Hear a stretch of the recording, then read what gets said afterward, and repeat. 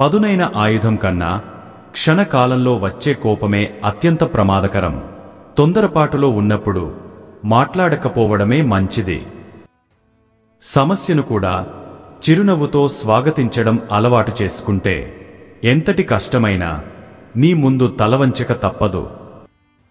ఇతరులను అదుపు చేయడం గొప్ప విషయమే, కానీ తనను తాను అదుపు చేసుకోగలగడం అంతకన్నా గొప్ప విషయం. జీవితంలో ఇద్దరు మాత్రమే మన పరిస్థితిని సరిగ్గా అర్థం చేసుకోగలరు. మన పరిస్థితిని గతంలో ఎదుర్కొన్నవారు, మనల్ని గాజంగా ప్రేమించేవారు. మన ఆలోచనలు ఊహలకే పరిమితం కాకూడదు.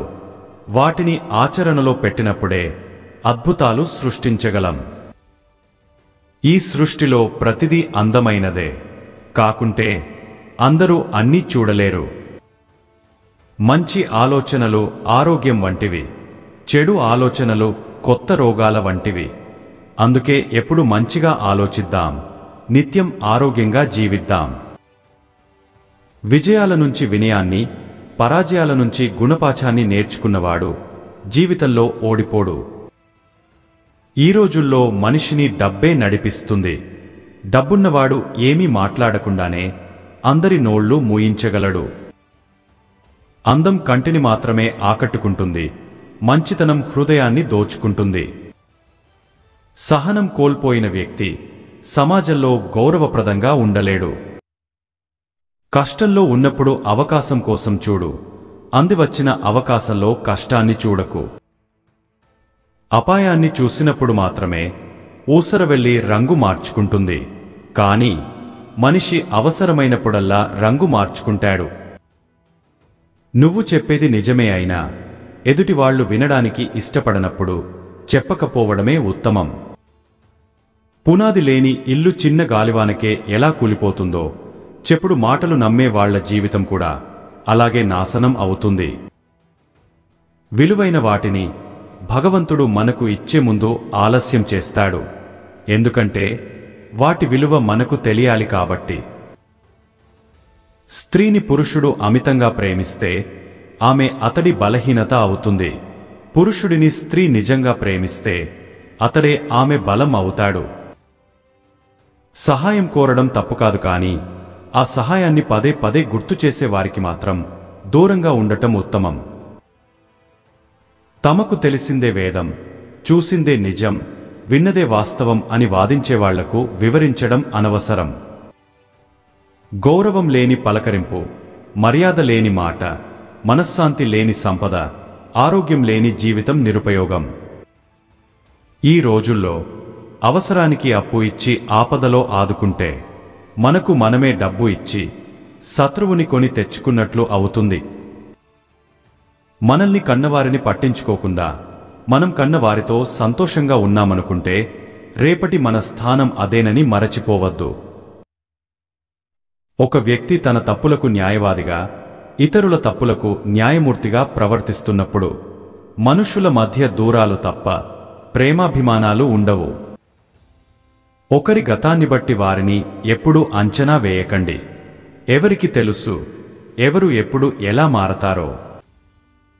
జీవితంలో ఈ రెండు రకాల వ్యక్తిత్వమున్న వారికి దూరంగా ఉండండి. తప్పు చేసినా పశ్చాత్తాపం లేనివారు, సాయం పొంది కృతజ్ఞత చూపనివారు. ఇతరులను క్షమించడం నేర్చుకోండి. అప్పుడే మనశ్శాంతిగా అనిపిస్తోంది. పైగా భగవంతుడి నుంచి కూడా మనం ఆశించేది అదే కదా. భయాన్ని మించిన వ్యాధి లేదు, ధైర్యాన్ని మించిన మందు లేదు.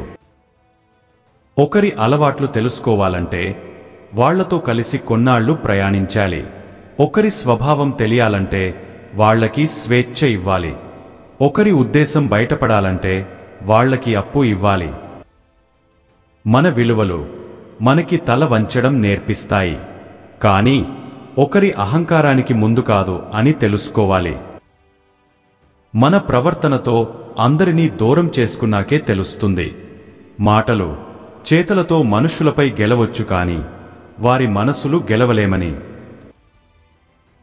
ఎదుటి వ్యక్తి ఎలాంటోడో పరీక్షించే ముందు మనకు ఆ అర్హత ఉందో లేదో పరిశీలించుకోవాలి. మీ ప్రణాళిక ఎంత రహస్యంగా ఉండి మీ ప్రయత్నం ఎంత బలంగా ఉంటుందో మీ విజయం అంత గొప్పగా ఉంటుంది. అన్నిసార్లు తగ్గ ఉండకూడదు. కొన్నిసార్లు తెగస్తేనే కోరుకున్నవి దక్కుతాయి. నేను అనే అహంతో ఉండేవారు అందరూ ఉన్నా ఒంటరివారే. మనమని భావించేవారికి ప్రపంచమంతా కుటుంబమే. పడుకుని కలలు కంటుంటే రోజు గడిచిపోతుంది తప్ప జీవితం ముందుకు సాగదు. ఆలోచనలను ఆచరణలో పెట్టండి.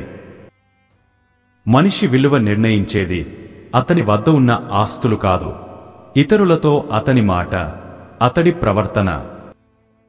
నీ గురించి 10 మంది గొప్పగా చెప్పుకోవాలంటే నువ్వు 100 మంది గొప్పవాళ్ల గురించి తెలుసుకోవాలి.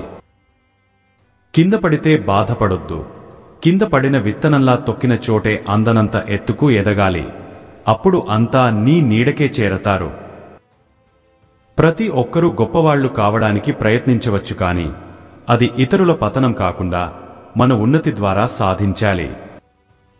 నిజం ఔషధం వంటిది. రోజూ తీపి అబద్ధాలను రుచి చూడటం అలవాటైన వారికి నిజం చేదుగానే అనిపిస్తుంది. 50 ఏళ్ల తర్వాత కూడా మీకు శృంగారం చేయాలి అనిపిస్తే మీరు ఖచ్చితంగా శారీరకంగా బలవంతులు అయి ఉండాలి. బలం వచ్చే ఆహారాన్ని సేకరించాలి, రోజూ వ్యాయామం చేయాలి. లేకపోతే మీ శరీరం మీకు సహకరించదు, ఆరోగ్యం దెబ్బతింటుంది.